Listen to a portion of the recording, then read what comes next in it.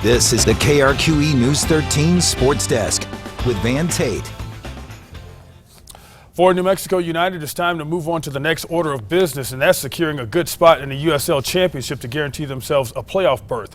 The United's run in the U.S. Open Cup came to an end last night in Minnesota.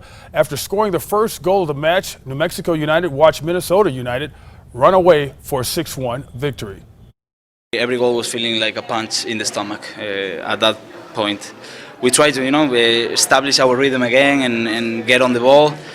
But it was very, very hard, when you see a team like Minnesota.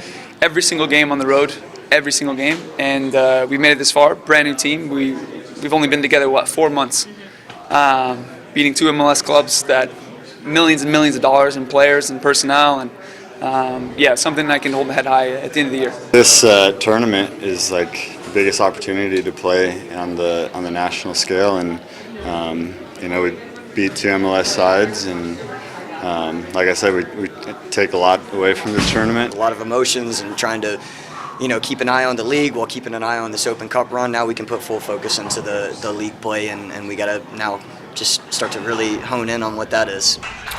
Just so you'll know, the first guy was Sante Morar, Cody Mizell was second, followed by Devin Sandoval, then Coach was saying the tournament provided the team with experience they can use for the USL regular season and beyond. Play resumes Friday in Fresno against Fresno FC.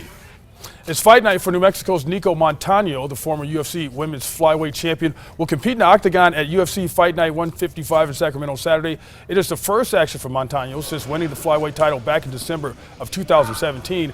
Her opponent, Juliana Pena, has been out just as long, even having a baby along the way. Montano was stripped of her UFC flyweight title in September of 2018 after pulling out of a title defense. She'll fight Pena at bantamweight. It's so exciting, I was a 135 fighter for a while, all through my amateur fight, and then a couple of my pro fights I was a bantamweight fighter too, so it's nothing completely out of my comfort zone. Montano was originally supposed to fight Olympian Sarah McMahon, but she pulled out of the contest back in June. Montano and Pena will battle on the prelims portion of Saturday's card.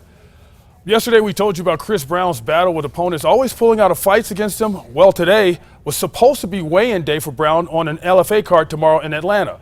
Brown left yesterday and had his flight diverted to San Antonio because of weather. He was supposed to catch a flight out of Dallas for Atlanta this morning. Those flights were canceled, and he was left with traveling tonight. The fight is still on for now, but Brown will have to make weight and fight all in the same day. He's just glad to be on an LFA card to continue pursuing his UFC dream.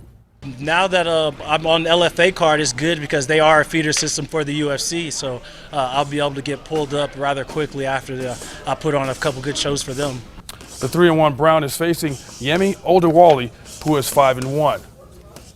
Lobo women's golf coach Jill Trujillo makes sure her team hits the books, and we have the receipts. The Lobo women's golf team picked up the Women's Golf Coaches Association All-Scholar Team GPA Award Wednesday. The award recognizes the women's collegiate golf program with the highest collective average team GPA in the nation, which includes all of team's student athletes for the 2018-19 season. The Lobos had a collective 3.903. The girl with the cool flip-flop for Lobo women's soccer is gone. So are 3 key starters from last year. That doesn't mean the defending Mountain West champions will struggle this year. As always, head coach Heather Dyke will expect a lot and believes in her team. Our biggest thing is our chemistry and who we are, and I feel like this spring we were really good with that. And for me, if the process is right, then it leads to a positive outcome. So we'll focus on being great in the classroom, being great in the community, working hard every day, and I think when you get that right, hopefully it leads to good results on the field. Dyke was a scout for the World Cup champion USA women's national team and just returned home this week. You can hear more of her by going to KRQE.com. She's in the sports office. That's a wrap for us. The news continues on Fox New Mexico at 9 and on KRQE News 13 at 10 on Channel 13. See you soon.